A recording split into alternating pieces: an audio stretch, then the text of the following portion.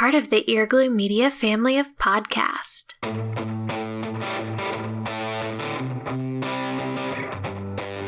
You're listening to the Cantina Cast, your home for thought-provoking Star Wars talk. Join Albert and Jonesy in breaking down the latest news, trailers, movies, and of course, your favorite characters from a galaxy far, far away.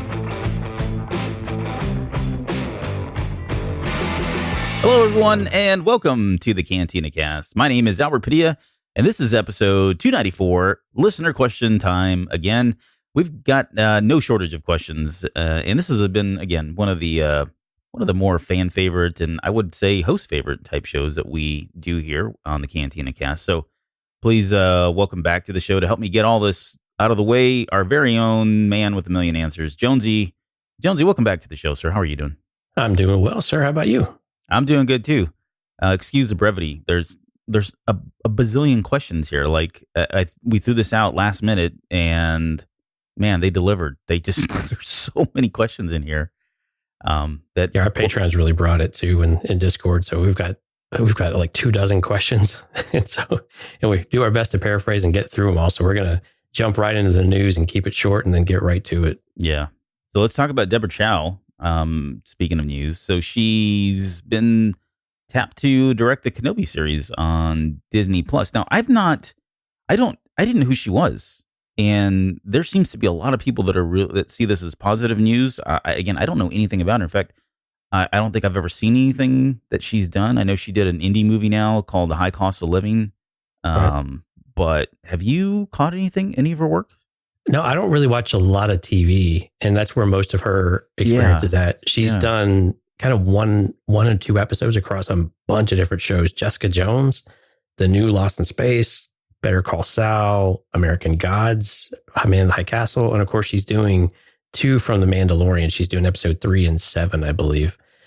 So she's apparently very well respected and very well thought of. So the fan reaction has been pretty positive. So we'll take this as a good thing. And, I think one of the things you can take from this is since we're in post-production for The Mandalorian, presumably they've seen her work and how she approached it, how she engaged with the actors, and the final product is more or less kind of ready. And so they can make a kind of a real assessment based on what she will bring to Star Wars specifically. And so we should probably look at this like a pretty good thing. And we'll have to see when we get to episodes 3 and 7 what we think of those shows and how that might translate to Kenobi. Yeah, I think she's, for lack of a better term, proven herself. Otherwise, I don't think they would have given her the reins to do that. So, right, all good things, positive things there. And the only other thing I think we're going to talk about tonight is the Charles Soule. I think officially has been named as, or I guess the official title in what he's doing now that the Star Wars main title comic is coming to an end, is not really coming to an end. They're going to pick it back up, and although it will take place during Empire Strikes Back and Return of the Jedi. Yeah, so an interesting space to fill. Yeah. I don't know what else to say other than I'm pretty excited. I think he does an outstanding job, and I liked all the other writers that were on that main title, but I'm really excited to see what this guy's going to do. I think we talked a little bit about this too. We may have speculated on what are some of the stories that we want to see, but in the interest of time, we may want to come back to that because I don't know if have they shown any of the artwork yet? Do we know exactly where it's going to be picking up at? No, I'm not totally sure. We just know it's between Empire and Return of the Jedi. And again, these tend to focus on the main characters. So it's very, we will likely see the development of the plan to rescue Han and, probably some other miscellaneous adventures. They haven't announced how many issues it's going to run for.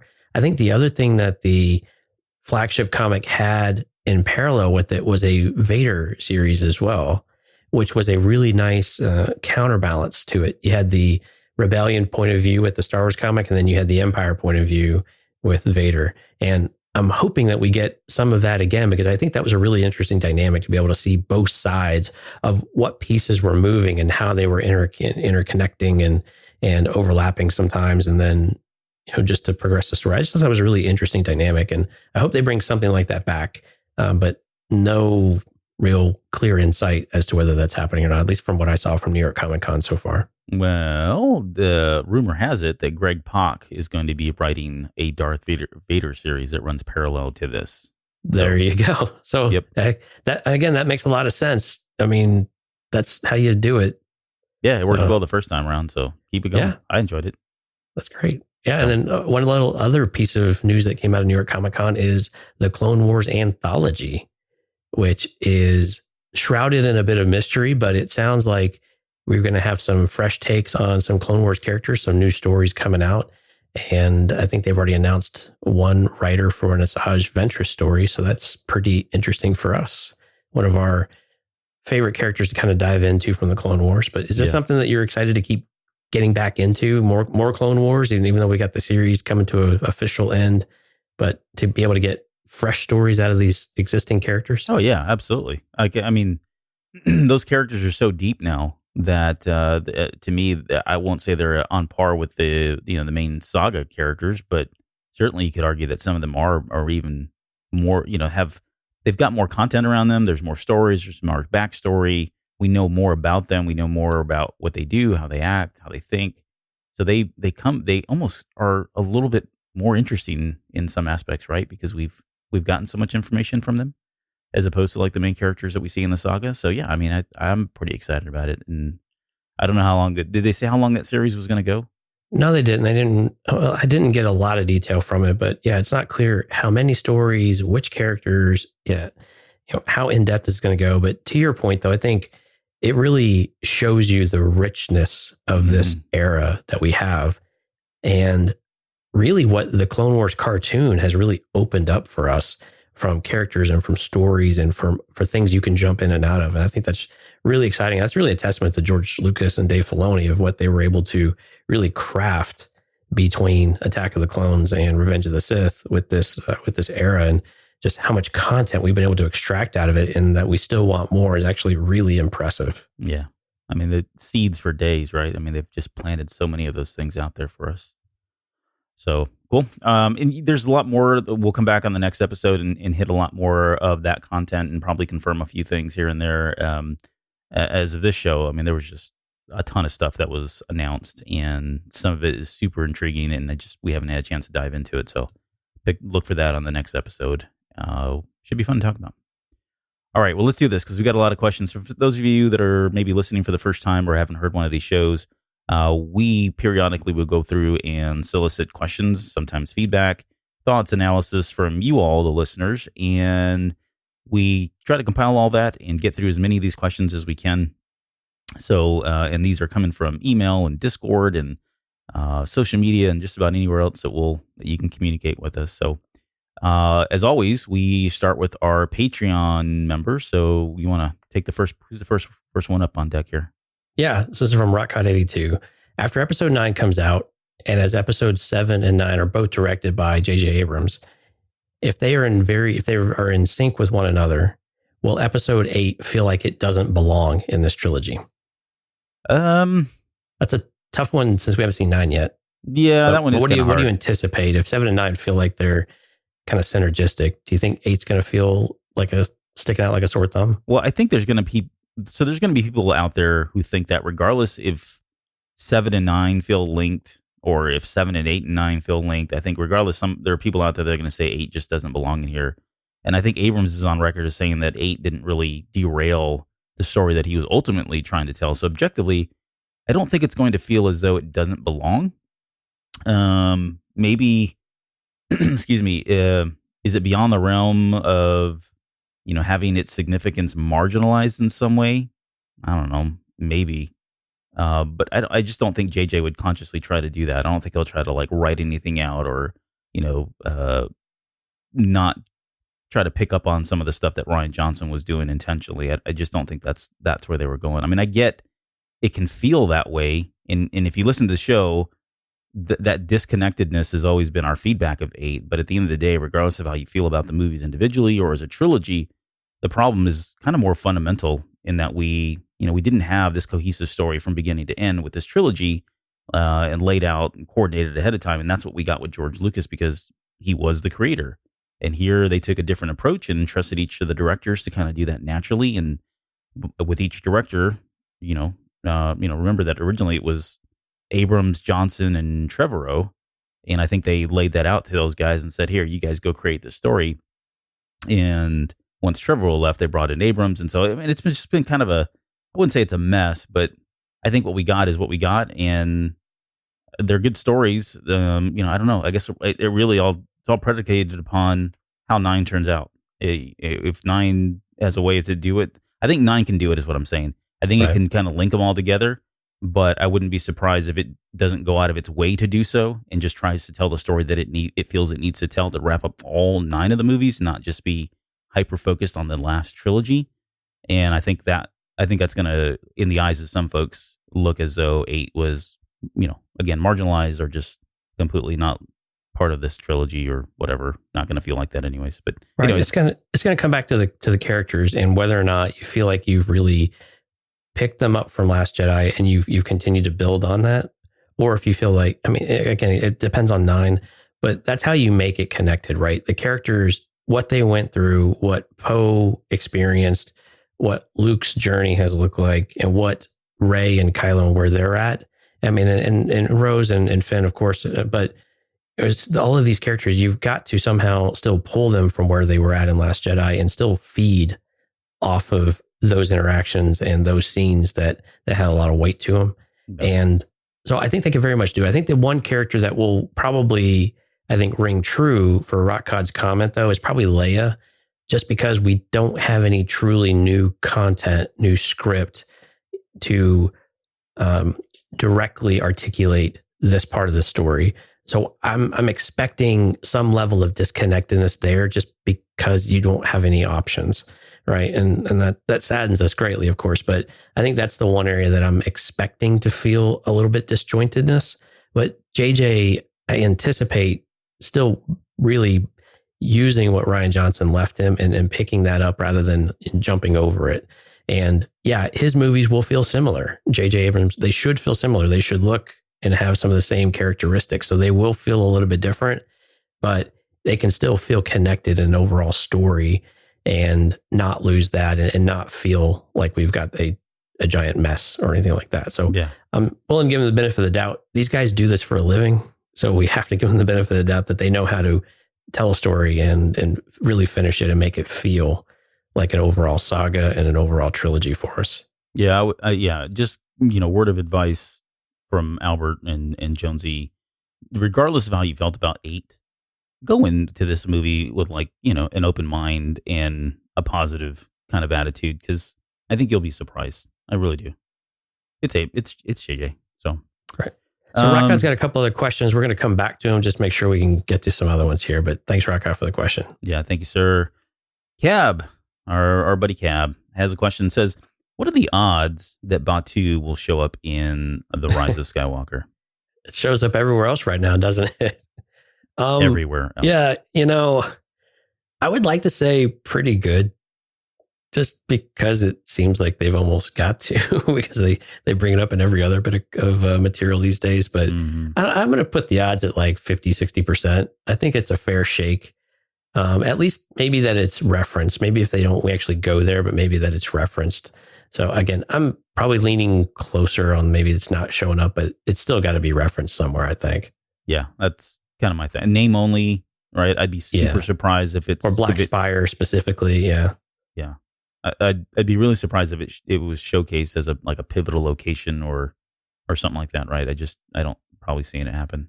Right. We know we have some other content that seems to be going that direction, though, but it doesn't really fit this story, too heavily, I don't think. So even if they're there, I don't think it's going to be the end all be all location where everything falls apart or everything is built or anything like that. Yeah. He had another one, just a quick one here. Right. That Star Wars tends to stick with relatively unknown actors at the time of casting for their main roles. Would you like them to keep this trend up for the new ventures into movies and TV, or would you like to see more big names being casted? That's a good one, because I think I've been mixed on the big name actors that have come in. I like relatively unknown actors in a major IP, because if they knock it out of the park, they really kind of shoot to stardom. They kind of a good takeoff for their career. But I don't want to get bogged down. This is the problem I have with like Samuel L. Jackson, right? He's usually the one that people either kind of love or not love his take on Mace Windu or his involvement with Star Wars, because you just see Sam Jackson as all of these other characters from all of this other material. And I think that's the thing that you run. I think that's what George Lucas was trying to avoid. Yeah, was really you're typecasting them into a role, or you see Sam Jackson as he was in Pulp Fiction rather than how he is in Star Wars. And then they give him a line that kind of makes you feel like maybe like Pulp Fiction, but yeah, right. Things like that, those can pull you out and they take you out of the movie. And when you have a bunch of unknowns, you don't have to worry quite so much about that. The exception though was Liam Neeson, right? Liam Neeson really fit that role really well and really brought life to it. And I think brought the kind of that wiser weight to the Phantom Menace that was really, really had to be there with some of the comical side of things with Jar Jar. And I think that's where a veteran actor can give a really great performance and really help the movie along, much like Alec Guinness did in the original Star Wars. So you have some play in there, but what do you think about this one? Yeah, no, I'm personally, I like what they've done. I want them to kind of keep this tradition up. I think it's worked really well for Star Wars, and I don't feel like Star Wars needs to have the big names to be successful. That said, to your point, I do like that they lean on some of these more veteran and seasoned actors to kind of help anchor the cast, like Alec Guinness. You mentioned Liam Neeson, Peter Cushing. I'd even throw in Max von Sydow, who had a very small role in The Force Awakens. Woody Harrelson, we saw him come in. I like having him in those roles, and I think that's the right way to do it. The minute they start introducing like these really big name actors into these main pivotal roles, I don't know, that doesn't really feel like Star Wars as much. But so short answer, yes, keep doing what they're doing. I think they will continue to do that. I think we're seeing that to some extent with the directors that they're picking and some of the actors that they're picking for their TV series. So looks like it's working well for them. Yep. Thanks, Cab. All right, BC White. What are y'all's favorite segments to record? Character dissection, reviews, Q&A, or any others he may be forgetting? I really enjoy the question and answer, and not because I get to wax my own thoughts, theories, perspectives on things. I like them just because I like how challenging these questions are sometimes, and that really makes us think. And generally, it tends to spark the most dialogue and discussion later on, long after the episode airs. Like there's still, people are talking about it in Discord, or it seems like there's more collaboration in feedback sharing with these types of episodes. So I do enjoy these quite a bit. But I don't know, beyond that, all of them, it just really, it's more about the content itself, right, than the actual format of the show, if that makes any sense. But this would be my favorite one. Yeah, the thing I've been getting into more lately have been more of kind of off the cuff conversations, just casual conversations that remind me of, being at the bar around a table, or even as a kid around a table with friends talking about Star Wars in a bit. And this is kind of why I started doing the unscripted thing on Patreon. So my favorites are Q&A and like Canteen After Dark that we do for the Patreon content, because it's more interactive and casual, and I don't know, some way of connecting right with one another and just having a bit more of a loose conversation without all of the research and everything else is a lot of fun. It can be a lot of fun. And to your point, it really depends on the content, because if you have content that's not overly fun or it's difficult to get through, right? So every once in a while we'll do a book and we're interested in pieces of it, but maybe the book is kind of tough to get through all the way because maybe it's just not our cup of tea or whatever it might be. But these, we can draw on the experience, and we can draw on all these things that we've been exposed to, and be able to just kind of have a conversation and throw ideas out there. And that's the part that I've really enjoyed. And the Q&As are really great because, man, you guys throw a lot of questions in a lot of different directions that we don't necessarily always think of. And it's a great challenge to try to get through these and make sense of them, and then try to come up with a coherent response sometimes. Yeah. So yeah, the Q&A definitely, I think, probably surfaces to the top with CAD and unscripted kind of coming in after that. Cool. Thanks, Thank BC you, White. BC. Thank you, sir. Adamas, if the prequel trilogy was announced to have a special edition release, what would you like to see added or removed? And as a follow-up, do you think we will ever see a re-release of the original trilogy in theaters? I think the original, well, it depends on what you mean by original trilogy. If you mean like original, probably never. If you're talking about, original special edition trilogy, pretty fair. I think we'll probably see a lot of that just coming this winter, right? With they've done this with Lord of the Rings, they've done it with Marvel, they've done it with a bunch of, I think Harry Potter did it. So why not Star Wars? I anticipate they'll have a big run. People are doing this at home, so why not do them in the theater? Yeah, play them all. Yeah. Now, special edition of the prequel trilogy, there's really one thing that has to happen. Oh, here we go. In the special edition. Here we go. How did I know you were going to go here? They've got to fix Obi-Wan's beard. Yeah. In Attack of the Clones. I mean, that's the most egregious problem with the prequels. Let's just be honest. You're like an open book, man. I am. We're all reading you. It's called consistency, brother. Yeah, that's true. You are. All right. Consistent. Well, give me a better one then. I don't think I have one, honestly. That it is pretty egregious, so I would give you that. Thank you. As far as the prequel, as far as the original trilogy, we'll see them. Everybody's going to have spend the hour or bring a catheter, and we'll play all whatever 9 movies for you at the movie theaters. I don't think we ever get those again, though. What tends to drive re-releases, generally speaking, for movies that are older, or whenever there's some kind of advancement in technology, right? We've got a new print, or it's been digitally remastered using some new tech, or it's a 3D, or it's new sound, or whatever, right? That usually will drive it. And I don't know that if we're ever going to get anything more than what we've gotten for it. So I don't expect that. The Alamo Drafthouse, we'll see them pop up there every once in a while, but I don't think you'll ever see a big major release of the movie trilogy again. But as far as the prequels print? go, what's that? Not a 4K print? Yeah, that's what I'm saying. Like maybe on a 4K, but even then, it's probably going to be like a limited run, right? They won't leave it in theaters for weeks on end. If anything, it's a weekend or maybe a couple of weeks. But yeah, I mean, it's just not worth their time to do it. And then the other thing is, as far as the prequels go, my problems with the prequels had nothing to do with like the special effects. They were more around, like the writing in some places. I did have a problem with that, and I'm not alone there. I think. Yeah, the lovesick dialogue was a bit campy at times. Yeah. But it was the dialogue, maybe some of the pacing at times for the movies, with the exception of like Revenge of the Sith. And so, if you were to re-release those and throw in some special effects, you probably don't fix any of that. But would it be cool to see? Yeah, I think it'd be kind of neat to see, and I would definitely go see it just because it's Star Wars and it's in a movie theater, and it's more about the experience than it is about the story. So yeah, I would. Cool. I would. All right. Thanks, man. All right, Utini. Star Wars started as a mythology for the modern era. Do you think the more we get that will most likely not be built from a mythological perspective diminishes the overall mythology? I'm super excited for The Mandalorian, but it also doesn't feel like a quote unquote modern day mythology. Yeah.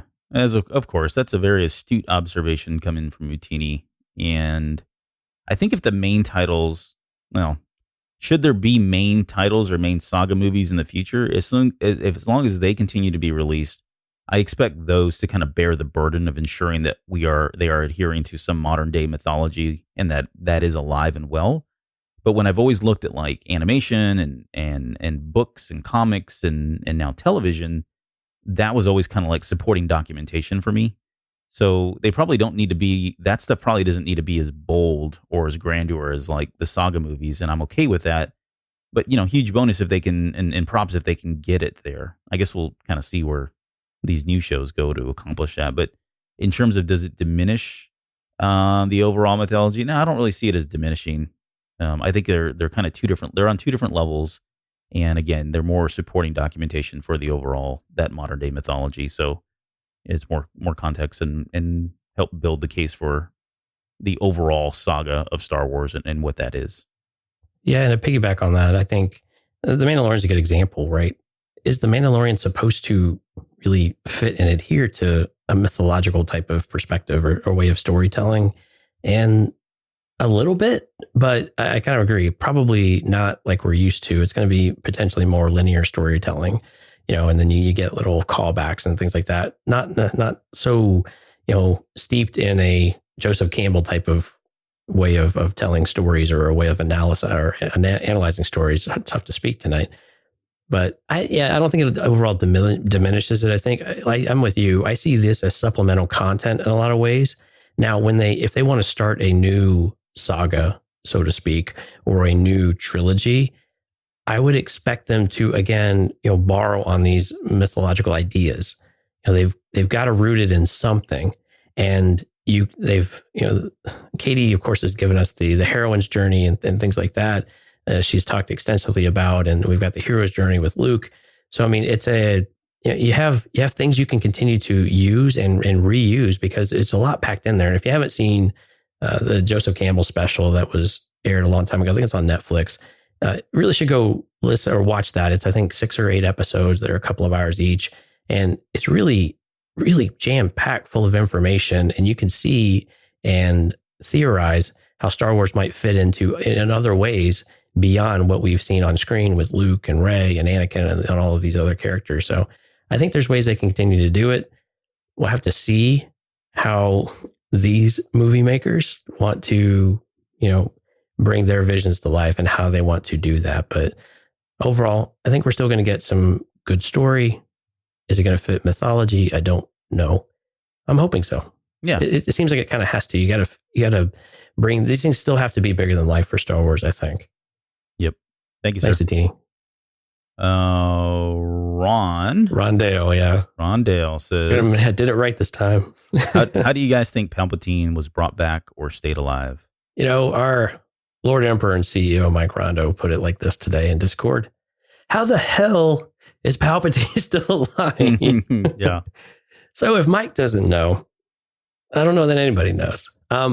We've speculated that we had the Momin mask in the Vader comic, right? So there's some sort of precedence for being able to transfer your consciousness into something. Now, how you do that when you're on your way down a shaft, shooting lightning on your fingers and yelling is difficult to really comprehend and understand. But there seems to be a way. And again, the things that are a little bit in parallel with what we saw in the comic book, where there's a traumatic event that happens, and you could argue getting thrown down the shaft and then the destruction of the Death Star, presumably it's a long way down that shaft, that something happened and something survived in all of the wreckage.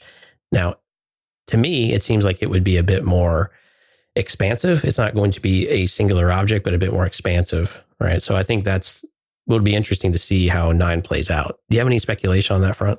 Nothing. I don't know that it's any different. Presumably, I think this all calls back to the opera scene in Revenge of the Sith, and more specifically, through Palpatine's deep knowledge and studies of the dark side of the Force, he's figured out what his master couldn't, and that's how to survive beyond the afterlife kind of thing. And then looking at those prevailing theories that Sidious is either back as in Moment style, via possession of some kind of artifact or object, or he's back in the body of a clone of himself, or he's in possession of some acolyte's body. These are all the kind of more prevailing theories that have been out there.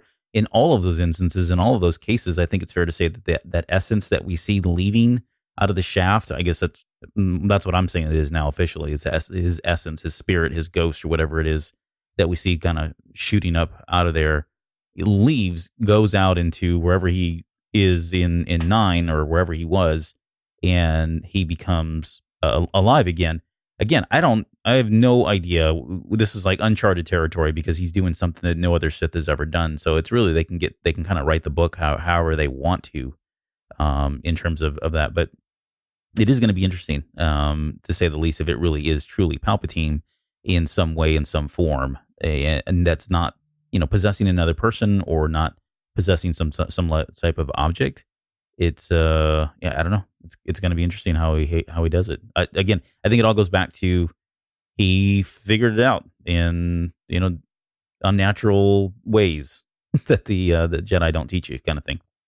Yeah, if there's one character that you would expect to figure it out, it was probably Sheev. Yep. All right, thanks, Rondale. All right, J.W. Englehart. Jeff gave us kind of a funny question to start. Lots of lightning in the marketing. Do we get some smokestack lightning, which is an old Howlin' Wolf song? Yeah, Howlin' Wolf from a long, long time ago. Yeah, he linked us a video, so maybe we'll throw that in the show notes and people go check it out. Good song. Israel question, though. I have no idea how they would pull it off, but do you think we get, or would you want, a Lando and Leia scene? I mean, as cool as it sounds, I don't know how they would pull that off unless they're really going to rely heavily on CGI. And as far as what they would be talking about, it all depends on how much time they want to dedicate it. If it's a good significant amount of time, and by that I mean like a minute and a half, because that's a lifetime in a movie, right? That's enough to get you a pretty good scene. Maybe it's them kind of reuniting, much like we saw with Han and Leia in the Phantom Menace. I'm sorry, Force Awakens. Something like that, where they're kind of reuniting after having not seen each other for quite some time, and maybe a moment where they're talking about Han and reminiscing, or talking about memories, things that they remember about him. That would be kind of cool to see. But realistically, if they do have any kind of conversation, I think it's going to be a really quick callback to like Empire Strikes Back, where he meets her, he gives her some kind of sly comment or tries to charm her or woo her in some way with a comment, and she kind of brushes him off, and they kind of jump right back into the business at hand type thing. But yeah, I don't know that we're going to get that. If anything, it feels like it's going to be one of these, they see each other remotely via hologram or something, or holonet. I don't know. Whatever. Yeah, and that was the thing I kept coming back to, was it's really hard to do this in person, right? So is there a way you can do it over comms? So maybe if Lando's in the Falcon or Lando's in another ship, you see him talking and you just get the voice. And again, we know they're not recasting Leia in person, but I got to be honest, it would not surprise me if we had some voiceover work or something to that effect to give her new lines that maybe weren't recorded.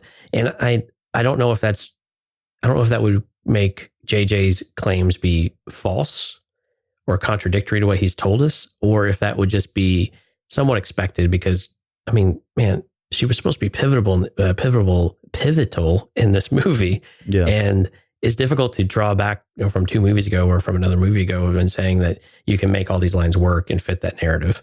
So I think if they have an interaction, it wouldn't surprise me if there was a little bit of voiceover work, because you could distort the audio and a little bit of that over comms and you could still make it work. Yeah. Do I want that? I think it would be great to have it, to your point, just to have the emotional weight and to acknowledge Han, I think would be really good to see on screen. And I think, again, would continue to give us this closure that maybe we've not felt like we've had enough closure of. We got it in the books, of course, but just maybe not enough on screen. It would help us kind of get there.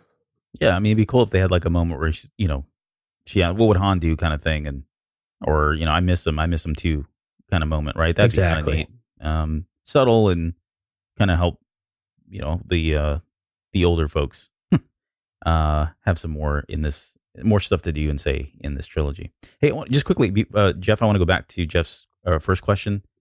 Do you know who Robert Weston Smith is, Jonesy? The name sounds familiar, but I can't place it. So he's, you ever heard of Wolfman Jack?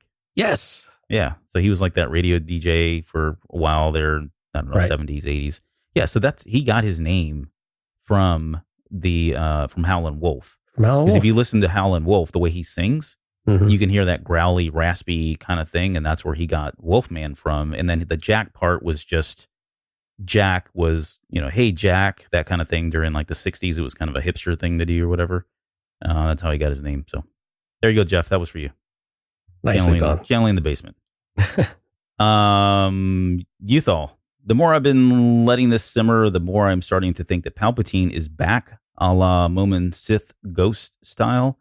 I have a hunch that the fully dressed Kylo with his repaired helmet is just Palpatine controlling hollow armor. If they do bring something that wild onto the screen, how do you think they keep it classy and quality instead of just going, boo, Sith Force Ghost? Oh, boy. Yeah, I don't know how you do that and keep it classy. Yeah. Because that could be a bit of a stretch there, though. I don't know that I see that happening. I have, we watched Descendants 3 recently, and you had all these suits of armor dancing because they were magically controlled. And that's the vision I keep getting in my head. This is what you have when you have small girls. Yeah. For kids. And I'm just hoping it's not Descendants 3. Yeah. Spoiler alert. Yeah, spoiler. Oh man. But I don't know that you could. That would be some pretty awesome CGI. It wouldn't be CGI. I guess they'd probably have someone in the costume doing it. But yeah, I honestly I don't really see that happening.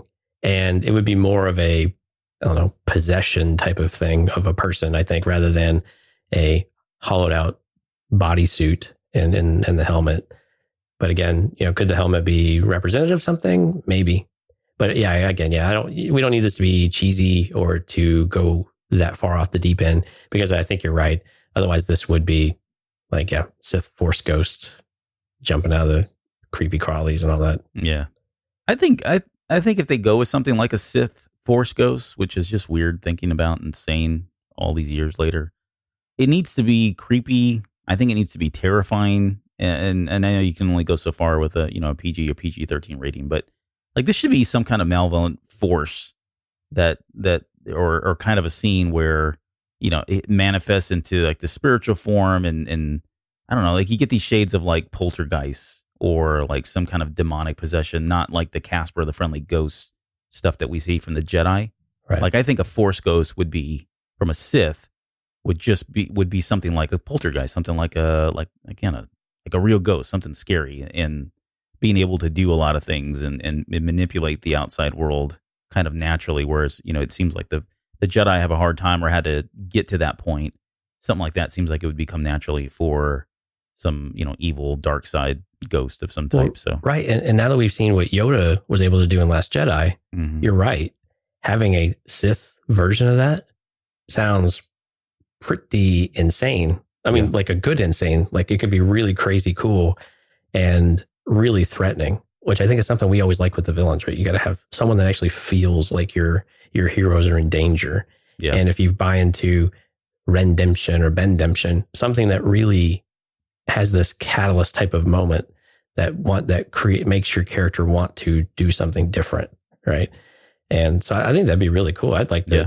I'm not against Sith ghosts for the most part. I know that's against GL's way of thinking that they can't do that's a Jedi only type of thing. But I like this idea of your presence and your essence, because that is still steeped. Dagobah, there's still a dark presence. You have these places where something has happened and the dark side is strong there. So why not have a natural, and it'd be more exception based, right? It can still not be the norm, but you can have a pretty extreme circumstances that allow these types of things happen. Really no different than what Yoda encountered with Darth Bane in the Clone Wars. Yeah, no, I can't wait to see it. Let's see it. Yeah. Put your money where your mouth is. True. Yeah, right. We're going to be completely wrong on that one. Thanks, Uthal. All right, Star-Lord. Oh, yeah. This is an oldie but a goodie. Why didn't Luke's last name get changed? In Revenge of the Sith, Luke and Leia are given away to separate families to be hidden from Vader. Leia takes up the last name Organa, but Luke's name doesn't change, nor does he call his new guardians mom and dad like Leia does. Why is that? Is Skywalker such a common name? And then Jason Alaran on Discord from Smoking Drink in Space had a follow-up to expand on Star-Lord's question. Whose bright idea was it to hide Luke from Anakin with Anakin's stepbrother? I think that was Kenobi, wasn't it?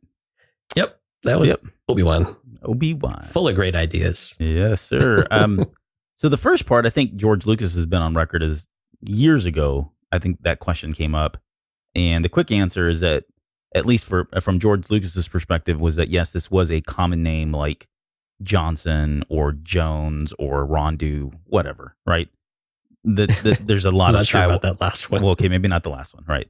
But there's probably a lot of Skywalkers. Although that said, we never hear anybody else called Skywalker in this series, and I don't think we've ever heard it in any of the books or maybe in canon or Legends books. But anyways, so it was supposed to be just a common name. As far as the other part goes, I think you chalk it up to, it's one of those hiding in plain sight kind of things. But knowing what we know about Vader and the Purge and the great lengths that he went through to kind of ensure and eradicate all these Force-sensitive beings after the events of the Clone Wars and him becoming Vader, it almost seems like that's even too risky that they would have done that. That said, I mean, you can make an argument there's no reason for Anakin or Vader to believe the twins were ever alive. right? I mean, for all intents and purposes, in his mind, he was told they were killed, and if he couldn't sense that, then there's no reason for him to believe that he would have those kids, and they could be any kids on that planet. So, you know, if Well, I was going to say the other last part. I was just thinking about this. The other thing is, if he was really trying to, if he is now Vader and he is no longer Anakin Skywalker, he's probably suppressing those feelings, emotions, doesn't want anything to do with the past. And so the likelihood that he would ever go back to go visit, you know, Owen and Lars, it could be very unlikely that he ever would even doing that. So I don't know. Well, I think that's the thing we've always hung our hat on, right? Is that Shmi's gravesite is there. Yeah. And he has no interest in going back there. I think that's what our headcanon version has always told us, is that it's too painful. It's not, like you said, he's just trying to forget that aspect of his life. Even though he can draw on all of that for the dark side, I think it's just one of these things that we've always assumed that he has no interest in going back there. And then Owen and Lars, almost said Owen and Lars, Owen and Beru are inconsequential to him. They didn't mean anything to him back then. Their father didn't mean anything to him back then. It was just his mother. So why would he go back to see her gravesite? He could care less about them. So I think, hiding in plain sight type of thing, but also put the kid in the place where Vader is least likely to return because of all of this history. Yeah.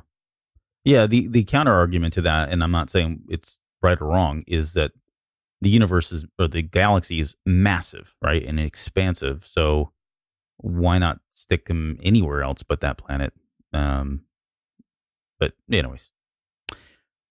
Thanks, Star-Lord. Thank you, and Alarin too. Appreciate that.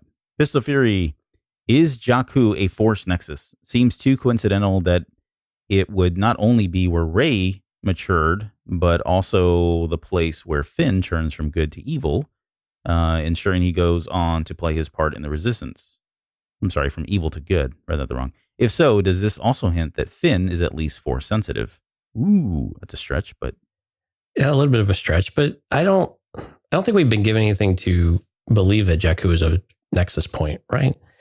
There was I'm trying to remember. I meant to go back and look in one of the books, and it's in the Aftermath. Yeah, I think it was Aftermath, right? Where Palpatine is recruiting. I can't remember the admiral's name, but he was recruiting him, and the boy, I think this is on Jakku, and they're doing an archaeological type of dig, and he's looking for things. And again, it's been a while since I read this book, so it's possible there's something there. I can't remember exactly what all that was, though. So I apologize. Yeah, no, and they kind of hint in the book that it's not a nexus, but there's some sort of connection to the Force in some way. Like it's attuned in some way, but not like Mortis or anything like that, right? Right, or Mustafar apparently. Mustafar, yeah. And I think again, it kind of goes back to is Rey from there? Does it sound like it? And again, the question was more, this is where she matured. So is this where the latent spark starts to get renewed? But with Finn specifically, though, I don't know. They haven't really suggested that he has any Force sensitivity. I think if I were to go on another character besides Kylo and Rey that may have Force sensitivity, it seems like Poe would be that character. Given, like in Last Jedi, we have some really close-up shots, and it seems like he's in slow motion. He's got amazing piloting abilities. He seems to have an ability. We know his family has had a Force tree in the past. So, but again, that of course that strays very far from Jakku. But not enough there to really tell us that there is. They've suggested there's something about it, but is it as strong as some of the other places that you mentioned, Albert? It doesn't appear to be the case, at least from what we've gathered so far. Yeah. I like the Finn theory, though. We'll make that like CC level canon, Cantina Cast level canon. You're welcome. All right, so maybe we'll go back to Rutcott and give him one more here as a Patreon bonus here. All right, so speculation on Knights of Ren. Who are they? Where do they come from? Are they Force sensitive? Were they Luke students? Why don't they have lightsabers? And do you think the movie will answer any of these questions? I'm still banking on them being Luke students or those that left to follow Kylo Ren. Are they Force sensitive? Yes. I'm going to say yes to some extent. Lightsabers? No. I think given the scarcity and the rarity of kyber crystals at this point, probably factors into that. But I'm also speculating that those weapons that they're using that we've seen them now. If you haven't seen them, sorry if I'm spoiling anything. Oh no, you've seen them. You saw them in the Force Awakens. But I'm speculating that those weapons are ancient Sith tech, kind of like Kylo's lightsaber. We know that was, I don't know how many thousands of years old. It was old ancient technology, and that they are capable of parrying lightsaber attacks. Otherwise, I think it's a really quick battle, and Kylo Ren, if he fights them, wins, or whoever fights him with a lightsaber wins. So they've got to have some kind of way, much like the old legend Sith swords, to be able to kind of parry lightsabers. So I think that's why you see them wielding weapons that look ancient. I think that's intentional. Will the movie address any of this? I guess if it does, it's going to be really, really light. I don't think they're going to dive into it because I don't think their origin is insightful enough that it's going to be in the critical path of the story success for 9. I think if you're going to get anything like this, you'll probably see it in some kind of a backstory in probably the Rise of Kylo Ren comic book series that we got coming out, or some other future materials. I think that's where we're going to get this. I don't think it's necessary to tell the tale of Episode 9. Right. They have to give us a little bit, I think, just so they don't show up out of nowhere, because the only thing we've been exposed to them is in a vision. Yeah. So I think they've got to give us something. But let me ask you a different question then. Mm-hmm. Will they be cooler than the Praetorian Guards in Last Jedi? Cooler in looks, for me. Looks and abilities, the way they fight, the challenge that they present to our fair heroes. Yeah, I kind of see them as more barbaric. I think the fighting, I'm hoping, well, this is what I hope. I don't know if this is true or not. I hope the fighting style is something we haven't seen before. With the Jedi and even with the Praetorian Guards, it seemed all very martial artists. And I would like to see something more like raw, kind of barbaric, right? More Viking, just a lot of physical force behind it.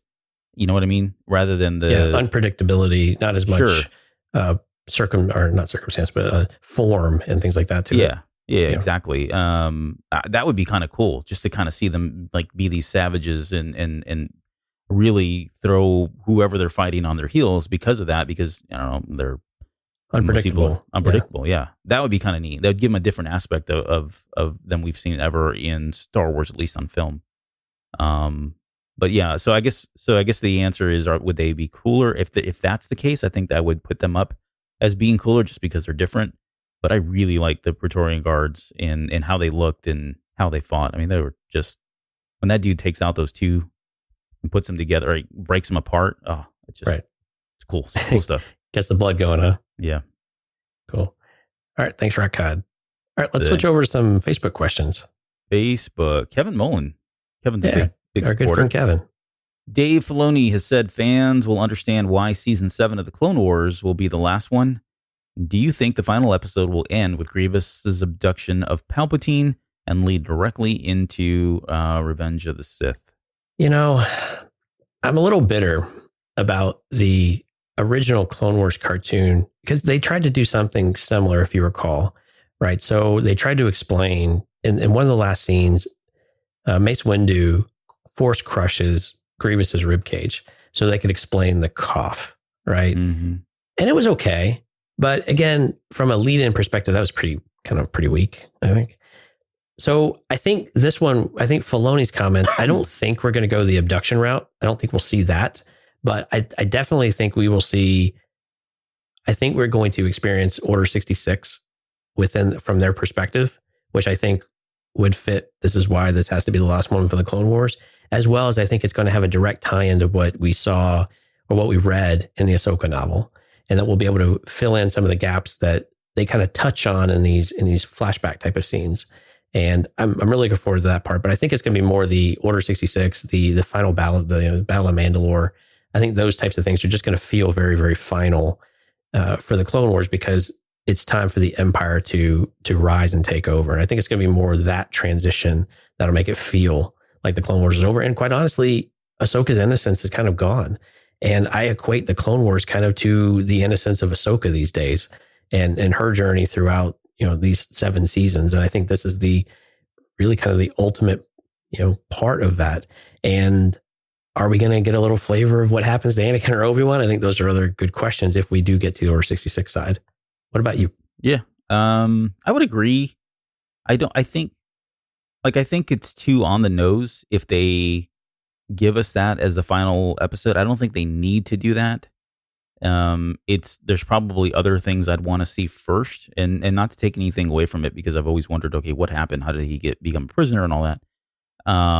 But given the limited amount of time they have, the limited number of episodes they have, I don't think they have to do that. I'm with you. I think I would rather see, if it's one or the other, I would rather see the Siege of Mandalore to its fullest extent. I would like to see Ahsoka and Rex, coming up with the idea of how to, fake their deaths and the gravestones and all that from the novel. I'd like to see that stuff too, or more, I guess, first before we saw that. So I don't know. I wouldn't hate it if they did it, but there's only so many episodes, and there's a lot of other stuff that I think we're gonna obviously get, and things that we're probably gonna want to see first. But yeah, I think it's so. It sounds like we're kind of in agreement. It sounds like it's going to overlap with Revenge of the Sith rather than end right as Revenge of the Sith picks it up. But we will give you props if it does. Yeah, I mean, if it does, I mean, you could definitely make some arguments there. You could have characters in motion. You can have multiple storylines go at the same time. There's a variety of ways they could do this, so it's all plausible. Yeah, we're not saying it's not plausible, but from the Siege of Mandalore and those types of things, those seems like they're going to be pretty kind of all happening around the same time. Yep. But we'll have to see. I'm excited. Yep. February. It's taking too long. Yeah, exactly. Right. Aaron Baker from. Is this me or you? Who's asking this one? I'll do it. Go ahead. How do you guys think the Force sensitive boy at the end of The Last Jedi, also known as Broom Boy, will work into the Rise of Skywalker? I don't.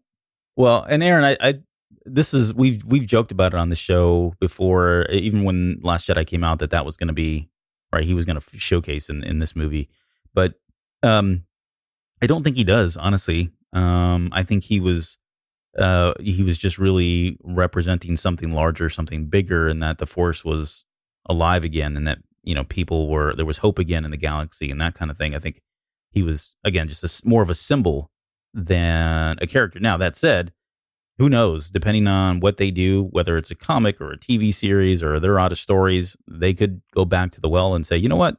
Remember that Broom Boy guy? Why don't we build that character out, or why don't we cameo him later on in some TV show or cartoon or something? So I don't think he's going to be in 9. I'd be super surprised if he did, because there was a very specific reason why he was in 8. And I don't think that's the story that they're trying to tell anymore here. I mean, it's a continuation of that story, but that's not the focus of the story. Right. And we're only a year removed from Last Jedi, right? Yeah. In terms of the timeline. Yeah. So this kid's probably still not even 10. And so I'm not sure what a child would play is more. I don't he doesn't factor into a major role, of course. But again, I'm with you. It was more symbolic than anything else. And maybe you see him around and you see the ring or something like that lets you know that he's part of the crew and they've somehow linked back up and whatever's happened, but not necessarily, maybe he ends up in a plane, drives it into the middle of a ship and blows it up. I don't know. That's ridiculous. You never know. These things happen. But yeah, I don't think we see him. I think there's a lot to get through for this movie. There's a whole lot to get through. And again, trying to integrate new characters in any kind of meaningful way, aside from cameo type of deal. And it just seems unrealistic, I think, at this point. JJ's got his work cut out for him, I think, for right now. So no, let's not overcomplicate it. I think that I keep saying that over and over and over. Just let's not overcomplicate 9, trying to make everything fit into a nice little package. So you're saying he's an Easter egg if he shows up? Yeah, I think so. That's a good way of putting it. Yeah. Okay, let's get to our email, and then we'll get into our lightning round and kind of hit some of these last ones quickly here. So we got an email from Mark Bersmeyer. We mentioned this. He goes by Firewolf. Firewolf. Got it right.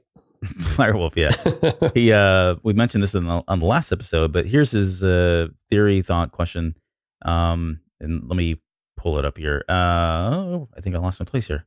Okay, so I was thinking about possibilities for episode 9, and I think this is Albert talking, not him. He was trying to, I guess he had just listened to the most recent episode that we did where I will finish what you started, and that kind of spurred this. But he says, we know Ian McDiarmid is reprising his role as Emperor Palpatine. He's also been considered that has happened in the Star Wars universe to this point everything that's happened was by the Emperor's design. So what if post Vader, Anakin comes to Kylo as a Force ghost when Kylo was young and tells Kylo that his destiny lays along a different path, a path that would take Kylo into situations that he would have to do terrible things, but that ultimately he would complete what Anakin had started, the death of the Emperor. So the question is, if Emperor Palpatine survived the destruction of Death Star 2, then could Kylo Ren's ultimate redemption be killing the Emperor and then finally bringing peace to the galaxy? Could this line of thought also mean that Kylo Ren is actually the Chosen One? I'm not going to touch the Chosen One part. What? But I think so. This is an interesting one, right? Because I think there are numerous times in the Star Wars universe where characters believe they have to do this. We saw this in the Dark Horse comics with Luke Skywalker. The only way to defeat the Emperor and his clones was to be in that inner circle. Anakin and I think Vader over time started to get in that same mold. I don't think that's why he went there, but over time, if he builds his strength up, he can overthrow the Emperor, and especially with Luke's help. So I think, and this is kind of a common trope, right? If I can do this, but I can do it better, and I can overthrow all the bad things. So I think it's kind of a dangerous story element to go through. It's an interesting one that he would be given this challenge, right, from Anakin. And you can see where maybe that's an interesting story that can make sense. It is a difficult path, and it's one that a lot of people won't understand. But at the same time, is it something that we have a hard time getting on board with? And I think maybe that answer might be yes. At least I might. And I'm trying to get my arms around it here, but it's a bit of a slippery slope, I guess, is what I'm trying to get to. Do you have any thoughts around that? Yeah. If Anakin did come to Kylo Ren, if the question is whether or not Kylo Ren was told that someday he would kill the Emperor and that he would bring, peace and balance to the Force and all that, that would, I don't know if it's feasible. I think it doesn't change it. I don't think it takes this is where it's a slippery slope. I don't think it takes anything away from Anakin still being the Chosen One. I think I still subscribe to Anakin is a Chosen One, period. And I'm saying that until it changes, because that's what George Lucas said. Disney can change that. We all know that. They may still do that. Who knows? But until that happens, Anakin's the Chosen One. So you could argue that Anakin is a Chosen One, and that, yes, he had to kill the Emperor at the end of Return of the Jedi, so that everything that we've seen up until this point could happen the way it has happened. And now his next step in being the Chosen One is to go and approach Kylo Ren at a young age, plant the seed, plant the doubt, ignite the light, ensure that the light stays ignited, so that later on down the road, when push comes to shove, he's going to make the right decision and kill the Emperor finally and forever. And that would be the end, right? And so that would allow Anakin still be the Chosen One. I wouldn't say, if that all were to play out, that Kylo Ren would be the Chosen One. And I say that as someone who's come on the air and said, what if there are lots of Chosen Ones, right? I mean, I've had that theory too. And right. But see, I think I can get on board with it, but it really depends on how it's laid out and just how much they get into the weeds of what Anakin is doing and all that. Are they going to be able to convey all of that as complicated and as complex as that is in the movie? Or is it going to be, if they just flash back to a vision of Anakin talking to him and, or he met him or in some way and he knew that this was going to come, I don't know. It's going to be very hard to get that across, I think, in the movie, if that's the case. Right. And the dark side corrupts, right? Because even if you go into it with altruistic intents, the whole nature of the dark side corrupts you, especially over time. It whittles away at you. It just eats at you, right? And what I like about what you said, though, is that if Anakin was the one to spur this into motion, then he has to be the one to pull him out of it too, right? He has to be the one to have that convincing argument to say, this is why we started this path, right? Mm-hmm. And we go down that road. But again, you got to set that story up. You got to take that time to get through that. And I think it could be an interesting story if they went that route, and it would definitely bring Anakin back into the fold. And it would be, interesting how they work through that. Yeah. The other thing too, it would be kind of neat to see Kylo Ren at a young age struggling with this idea that he's going to have to do this at some point, or at least he knows that he will. And just the burden and the weight of that. And then also we know what happens with visions, right? We've talked about this a number of times, and we had a whole vision show on that, in prophecies, right? If there is a prophecy or there is a vision that at some point he has to do this, that could have drove him that could have been what drove him to become Kylo Ren, to become the, to leave Ben Solo, which would be kind of an interesting dynamic, right? The one he was meant to do good, and in order to do that, he had to become evil at some point, kind of thing. That would be really complex, and he's already a complex character in itself. But again, I don't know. You got to set that up, and I don't know if there's enough time to do it in the last movie. That seems like something that they would have had to have seeded right in part 7 or even part 8, so that it would be more palpable for us in 9. Palatable in 9. Right. And I hate being practical with some of the answers of it's a movie type of thing, or the constraints within a movie, but it's just the realistic nature of it that we could speculate and theorize all we want, but they've still got to cram it into 2.5 hours, really. Ish. Maybe a little bit more. So all right, let's try to, we've still got a half dozen or more here. So let's try to do some lightning round. What do you say? Right. Yeah. Lightning round. All right, here we go. Right. Instagram. Go ahead. Yeah. So Nicholas Royal, if you could ensure one piece of Star Wars Legends will never become canon, what would you choose and why? Life Day and the Christmas special. I'm going to go with any Ewok movie, starting with Caravan of Courage. Dang. Right in the gut.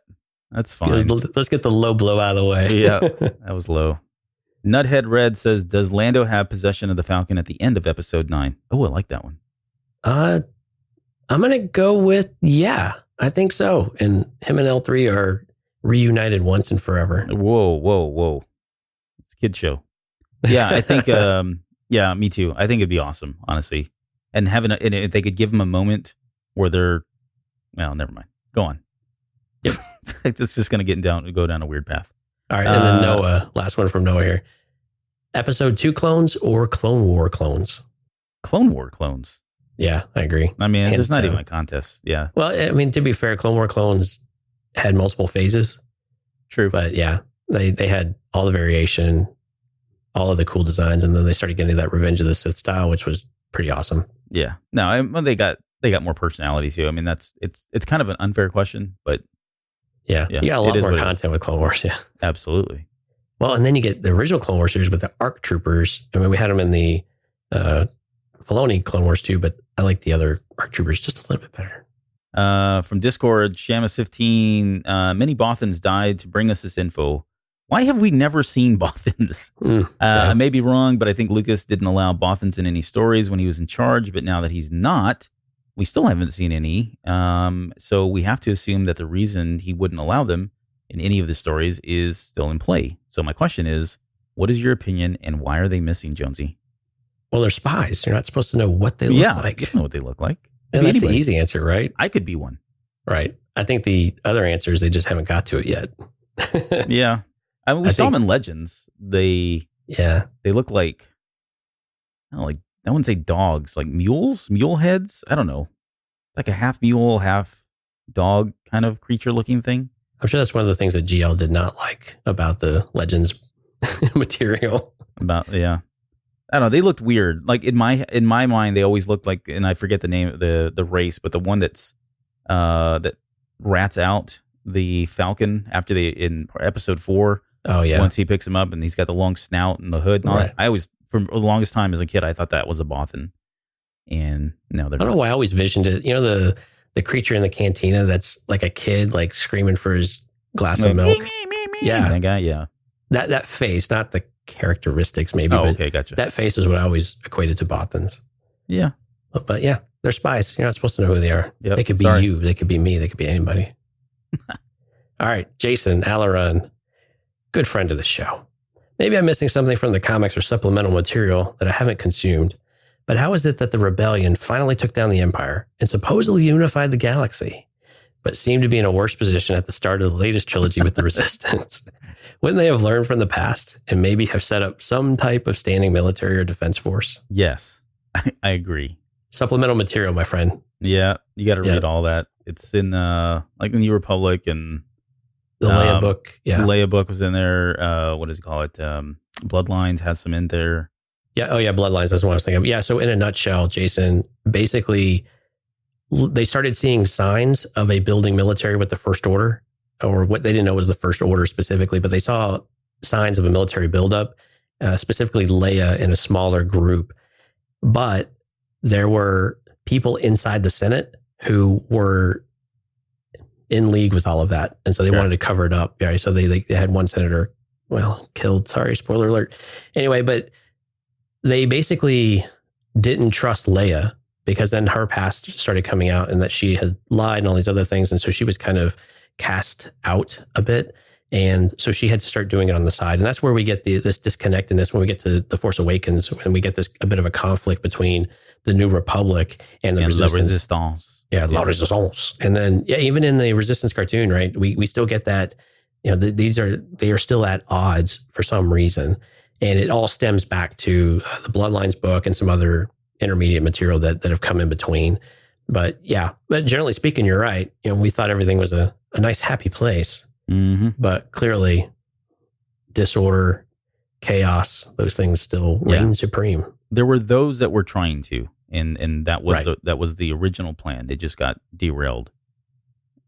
So, that's what governments do. You should listen to the show more often, Jason. Yep. All right, Terrence. Terrence, is that his name? Full name? Yeah, Terrence Fluhart. Yep. Oh, nice. Okay. What's your all-time favorite spoof or reference to Star Wars used by another show or movie? Oh my God, I love Robot Chicken. I do. And I'm sorry, the scene, I think it was in Robot Chicken 2, and the very opening scene, Boba Fett pops out. And he's like, I'm back, and uses words I can't use. And he starts shooting everything. And then he gets the girl. These other things. And man, the voice characteristics. And I think later on he gets swallowed in the Sarlacc pit. And he's trying not to cry because he got kind of punked his way in there. Mm-hmm. And somebody else was in there, I forgot who it was, a weak way, I guess.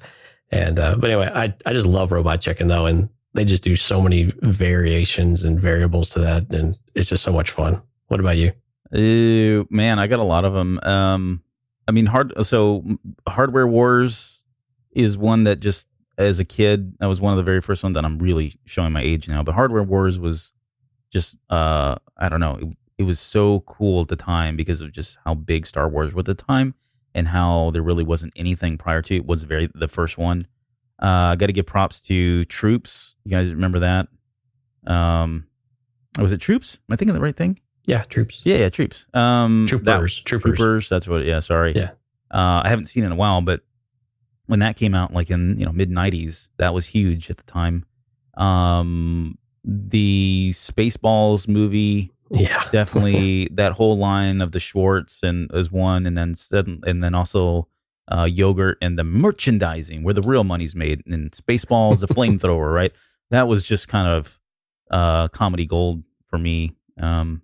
I think all those Robot Chicken too is definitely up there. One of the things I always liked though were the bits. So Muppet Babies, right? Oh, Muppet Babies. Yeah, it was always great whenever you got the cutscenes of Star Wars interacting with their imaginations and things. Those were always. It was always cool to see Star Wars on screen because you just didn't get it in that way for a while, and to have that with that show was really cool. And Muppet Babies was great. Cool. All right, thank you, Gabby's Terrence. 14. Last question. Do either of you think we will see the Chiss on the big screen? And your thoughts on the fact Skywalker is a Chiss term, as we found out in Thrawn Alliances? Uh-oh. The most controversial question is last. So that's why I tossed it to you, my friend. So are we going to see the Chiss in 9? Not in 9. But yes, I think on the big screen in general, though? I think we will see them on the big screen in general. I think at some point we will. It's just we're in a new era of Disney, and God only knows how many movies they've got planned. They may not be all announced, but we've got more recently. Who was it? The guy we were talking about last week, Kevin Feige, right? Yeah. Feige, whatever his name is. Yeah. Yeah. So he's got a movie coming out. I mean, who knows, right? They're probably going to touch on this at some point. It's certainly canon enough that I think it's inevitable that we're going to have to see them, especially if they start plowing forward with the future. If nothing else, maybe we see them in like whatever Rebels looks like when it comes back. There might be an opportunity there to show what they look like, or see more of them, I should say. But as far as Skywalker being a Chiss term, this is the one that. So for those of you who haven't read the novel, the essentially these Chiss navigators. Translated this, they came up with this word called Skywalker, and I don't know, it set a lot of people off, and I don't really have a problem with it just because it was the way it was in the book. It just says that that's someone who is a navigator, right? That traverses force sensitive navigators that can traverse all across the galaxy, and that seems to make sense to me. But it did rub a lot of people the wrong way. So I guess bottom line is I don't think I have a problem with them having originated the name. I think the controversies, people feel like, well, he's trying to take credit for it now or in some way. Yeah, no, and this is how I view it. And you and I have talked about this before. Native cultures, right? And these primitive cultures, these historical cultures, there are some things that are prevalent within all of them, especially when it comes to the way that they visualize spirituality and how they interpret it and things like that. And I kind of roll this into a bit of that. You have common themes throughout different cultures, no matter where they come from or what part of the world they're from, or potentially what part of the galaxy or different galaxies. There are some things that just appear to be universal in some regard. Now, this is a bit on the nose, but you can still see the parallels. And I think when Tewuchini's question earlier on about mythology, I think these are the things that help tie some of that together and make it feel like you have variations of this, or you have interpretations of what it might mean when you come across something that somehow fits, right? A name with a really a task-based role, or a type of people, or whatever that might be. And I tend to like that. I tend to like it to be a little bit more vague and opaque, but at the same time, I think for this, it kind of worked, and what they were doing is equivalent of that. Now, why they would call it a Skywalker, unless, again, if it was an ancient term from their home world and things like that, you could say, okay, that makes a little more sense. But I try to think of it in more terms like that, just a bit more nebulous and less so trying to explain a name or to define something in some particular way. I like it to look at it as we all have something that connects us all in some way. Yeah. And oftentimes in different ways too, in multiple ways. And this is just one of them. Yeah. Yeah. No harm, no foul. It's fine. Stand down. Okay. Well, that's another Q&A in the books, my friend. Thank you very much, everyone, for fantastic questions. All of your questions. Yeah, that was a lot of fun. And let's get to the business stuff. I don't think we really got to do any Discord email, so we'll get you on the next one here. But what do we got going on in the network? Yeah, Smoking and Drinking in Space. This is kind of right up some of our listeners' alley. They went and reviewed Interstellar, a 2014 movie. Has one of my favorites, Matthew McConaughey. All right. Yeah, so they did a great job of that one. There were a few moments I was laughing out of my chair. Again, adult language and content in that show. But if you're okay with that, the kids are not in the car. Strongly encourage you to go check it out. Our friends Jason, James, and Rob do a great job with that show, and always a fun time. So earglymedia.com/sadis, SADIS. Nice. All right. If you guys want to contact us, you can do so on Facebook, Instagram, Twitter. We're also on Discord. Please check out Patreon. That's where you can go and help support the show financially. You'll get exclusive content for doing so as well. I think you get even as low as $1 a month. You can get early access to the shows and some of the free stuff that we put out there. We got a Cantina After Dark that we're doing. I think we're recording that tomorrow night, right? Yeah. Yeah. So this is the Bob Iger thing. Yeah, it'll be out by the time this is out. Nice. Yeah. So that'll be the Bob Iger. Betrayed. debrief, character dissection. I don't know, whatever we're going to call that thing or whatever we're doing there. And then also we'll come back for $2.95. We're coming up on 300. Man, that's going to be a lot of fun. But we're trying to do something special for 300. We've got the next episode coming up. And by the time this episode airs, you guys will have Star Wars Resistance Season 2 will have begun. I think that comes out this Sunday. Yeah, it comes out this weekend. So we may be coming back and hitting on that. We live in the future right now, but we live in the past when you hear this. So. What? Mind's blowing. I know, it's crazy. Mind blowing. So, all right. So, yeah, patreon.com/theCantinaCast if you want to go check out the Cantina After Dark. It's going to be a lot of fun. Mike's going to join us on that one, too. Oh, you said it was going to be fun. No, I'm kidding. Oh, I'm kidding. All right. I feel like driving a Lincoln because he made that Matthew McConaughey reference. Nice. But, yeah. Hook 'em horns. Hook 'em horns. You got anything else before we go? No, let's get out of here, man. Thanks for all the questions, folks. We appreciate it. Yep. See you next week.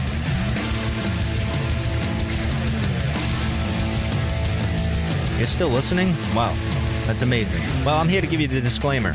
Normally we do a big, long, drawn-out disclaimer thing saying what's what and who's what and all that other stuff, but I think you guys kind of know that Lucasfilm and Disney have no affiliation with us at all, and we have none with them. We talk about Star Wars, which is their property and all that other good, fun stuff, but I think you can tell which is our stuff and which is their stuff. If you can't, well, then send a lawyer to send an email to me, and I'll be glad to chat with them. Other than that, you know what's what, so that's your disclaimer.